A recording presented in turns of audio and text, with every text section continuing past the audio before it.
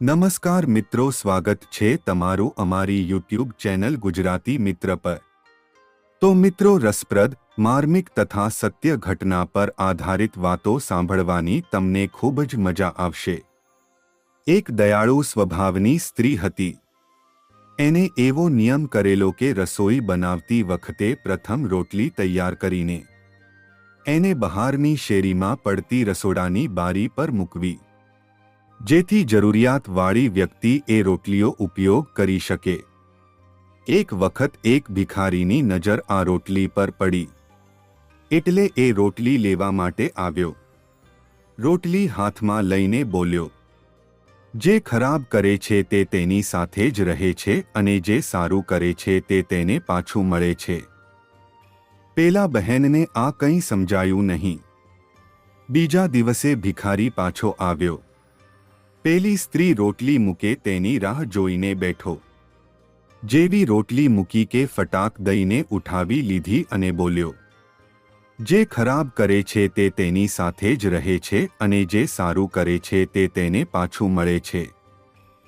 પેલી સ્ત્રી વિચારવા લાગી કે એણે મારો આભાર માનવો જોઈએ કે કૃતજ્ઞતા વ્યક્ત કરવી જોઈએ, એને બદલે એ તો રોજ એક સરખો ઉપદેશ આપે છે।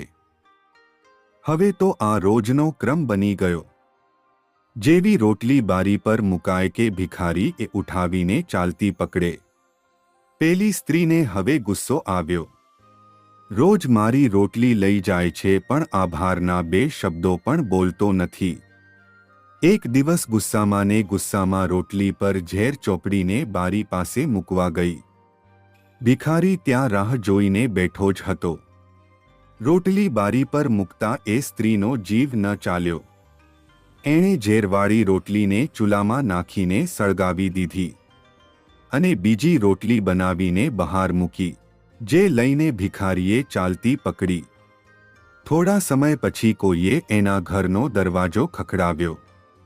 એણે દરવાજો ખોલ્યો તો એ ફાટી આંખે સામે ઊભેલી વ્યક્તિને જોઈ જ રહી। ઘણા સમય પહેલા ઘર છોડીને જતો રહેલો એનો યુવાન દીકરો સામે ઊભો હતો।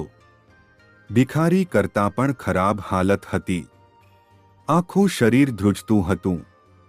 સ્ત્રી તો પોતાના દીકરાને ભેટીને રડી જ પડી। છોકરાએ કહ્યું, હું ઘણા દિવસનો ભૂખ્યો હતો। માંડ માંડ આપણા ગામના પાદર સુધી પહોંચી શક્યો। વધુ ચાલવાની મારી કોઈ જ ક્ષમતા ન હતી। હું બેભાન જેવી અવસ્થામાં પડેલો હતો।